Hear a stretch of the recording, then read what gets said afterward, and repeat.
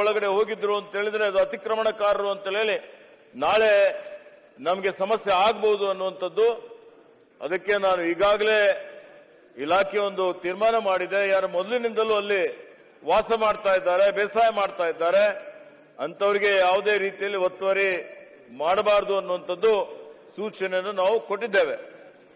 ಅದಕ್ಕೆ ಹೊರತುಪಡಿಸಿ ಈಗೇನು ಸೆಕ್ಷನ್ 4 ಆಗುತ್ತೆ, ಸೆಕ್ಷನ್ 4 ಆದ್ಮೇಲೆ ಇವತ್ತಿದು ಮೀಸಲು ಅರಣ್ಯ ಅಂತ ಹೇಳಿ ಅಧಿಸೂಚನೆ ಮಾಡೋಕ್ಕಿಂತ ಪೂರ್ವದಲ್ಲಿ ಸೆಟಲ್ಮೆಂಟ್ ಆಫೀಸರ್ ಹೋಗಿ ಸಂಪೂರ್ಣ ಎಷ್ಟು ಸರ್ವೆ ನಂಬರ್ ಇದೆ ಅದೆಲ್ಲದರ ಅವನು ಸಮೀಕ್ಷೆ ಸರ್ವೆ ಮಾಡಬೇಕಾಗತ್ತೆ.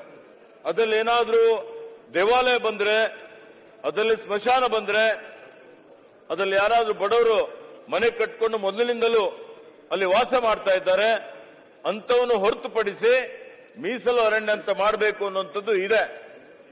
ಈಗೇನು ಶಾಸಕರಿದ್ದಾರೆ, ಜನಪ್ರತಿನಿಧಿಗಳಿದ್ದಾರೆ, ಇದು ಮಾಡುವಂತ ಸಂದರ್ಭದಲ್ಲಿ ಅದು ಇವರು ಸ್ಥಳಕ್ಕೆ ಹೋಗಿ ಮಾಡಬೇಕು, ಕೂತಲ್ಲೇ ಮಾಡಬಾರದು, ಲೋಪಗಳು ಆಗಬಾರದು ಅನ್ನುವಂತ ದೃಷ್ಟಿಯಿಂದ ಅವ್ರ ಜೊತೆಯಲ್ಲೂ ಸಮಾಲೋಚನೆ ಮಾಡಿ ಇದನ್ನು ಅಂತಿಮವಾಗಿ ನೋಟಿಫಿಕೇಶನ್ ಮಾಡಬೇಕು ಅನ್ನುವಂತ ಒಂದು ಸೂಚನೆಯನ್ನು ನಾವು ಸರ್ಕಾರದ ವತಿಯಿಂದ ಕೊಡ್ತೇವೆ.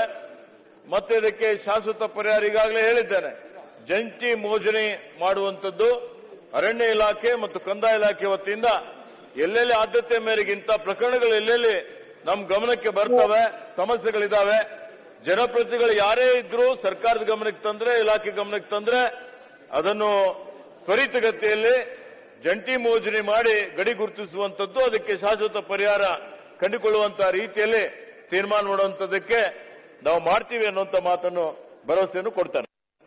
ಸನ್ಮಾನ್ಯ ಅಧ್ಯಕ್ಷರೇ, ನಾನು ಮಾನ್ಯ ಸಚಿವರಿಗೆ ಮತ್ತೊಮ್ಮೆ ಮನವಿ ಮಾಡ್ತೀನಿ. ಕಳೆದ 3 ತಿಂಗಳಿಂದನೂ ಕೂಡ ಗಡಿಕಲ್ನ ಗುರ್ತು ಮಾಡಿ ಹಾಕಿದ್ದಾರೆ. ಅದು 70-80 ವರ್ಷದಿಂದನೂ ಕೂಡ ಅವ್ರು ಉಳ್ಕೊಂಡು ಬರ್ತಾ ಇದ್ದಾರೆ. ಆದ್ರಿಂದ ಅದ್ರ ಬಗ್ಗೆ ತಾವು ಗಮನವನ್ನ ಹರಿಸಬೇಕು. ಏನು ಇತ್ತೀಚೆಗೆ 3 ತಿಂಗಳಿಂದ ಗಡಿಯನ್ನ ಗುರ್ತು ಮಾಡಲಾಗಿದೆ.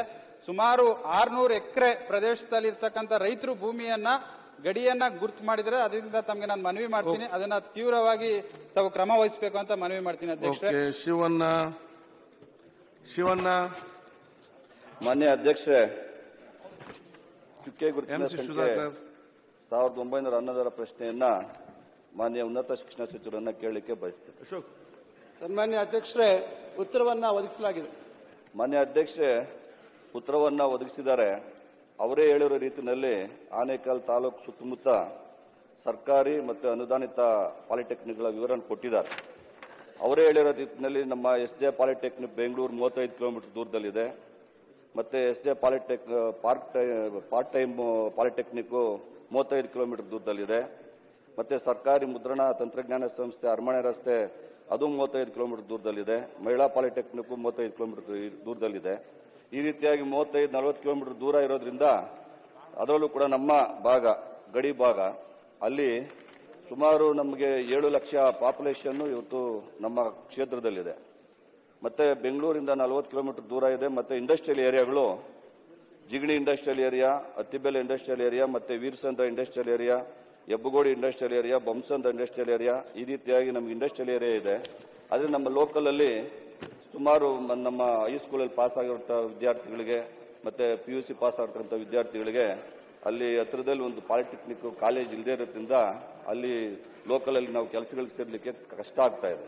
ಆದ್ರಿಂದ ನಮಗೆ ಪಾಲಿಟೆಕ್ನಿಕ್ ಮಾಡೋದ್ರಿಂದ ತುಂಬಾ ಇಂಡಸ್ಟ್ರಿಯಲ್ ಏರಿಯಾ ನಮ್ಮ ಲೋಕಲ್ ಅಲ್ಲಿ ಇರ್ತಕ್ಕಂಥ ವಿದ್ಯಾರ್ಥಿಗಳಿಗೆ ಕೆಲಸ ಸಿಗ್ತದೆ. ಅದರಿಂದ ಕಾಲೇಜಲ್ಲಿ ಕೊಡಬೇಕು ಅಂತೇಳಿ ನಾನು ಮನವಿ ಮಾಡ್ತೇನೆ ಮಾನ್ಯ ಅಧ್ಯಕ್ಷ. ಸನ್ಮಾನ್ಯ ಅಧ್ಯಕ್ಷರೇ, ಮಾನ್ಯ ಶಾಸಕರು ಹೇಳ್ತಾ ಇರ್ತಕ್ಕಂಥ ವಿಚಾರ ವಾಸ್ತವಾಂಶ ಇದೆ. ಹಿಂದೆ ಇವತ್ತು ಬಹಳಷ್ಟು ವಿಧಾನಸಭಾ ಕ್ಷೇತ್ರಗಳಲ್ಲಿ ಶಾಸಕರು ಮತ್ತು ಆ ಭಾಗದ ಮುಖಂಡರಿಂದ ಬೇಡಿಕೆ ಇದೆ. ಕೆಲವು ಕ್ಷೇತ್ರಗಳಲ್ಲಿ 2-3 ಪಾಲಿಟೆಕ್ನಿಕ್ಗಳು ಇರ್ತಕ್ಕಂಥದ್ದು ಇದೆ.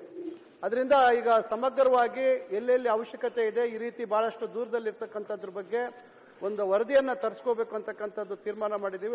ಒಂದು ಕಮಿಟಿಯನ್ನು ಮಾಡಿ ಕಳಿಸಿ ವರದಿಯನ್ನ ಪಡೆದ ನಂತರ ಎಲ್ಲೆಲ್ಲಿ ಈ ತರ ಅವಶ್ಯಕತೆ ಇದೆ ಅಲ್ಲಿರ್ತಕ್ಕಂಥ ಏನೋ ಪರಿಸ್ಥಿತಿಗಳು ಅನುಗುಣವಾಗಿ ಕೈಗಾರಿಕೆಗಳಿರ್ತಕ್ಕಂಥದ್ದನ್ನೆಲ್ಲ ಗಮನದಲ್ಲಿ ಇಟ್ಕೊಂಡು ಮುಂದಿನ ದಿನಗಳಲ್ಲಿ ನಾನು ಈಗಾಗಲೇ ಇದಕ್ಕೆ ಕ್ರಮ ವಹಿಸಬೇಕು ಅಂತಕ್ಕಂಥದ್ದಿದೆ. ಅದರಿಂದ ಮುಂದಿನ ದಿನಗಳಲ್ಲಿ ಇದನ್ನ ನಾವು ಅವರ ಬೇಡಿಕೆಯನ್ನು ಪೂರೈಸತಕ್ಕಂಥದಕ್ಕೆ ಕ್ರಮ ತೆಗೆದುಕೊಳ್ತೀವಿ.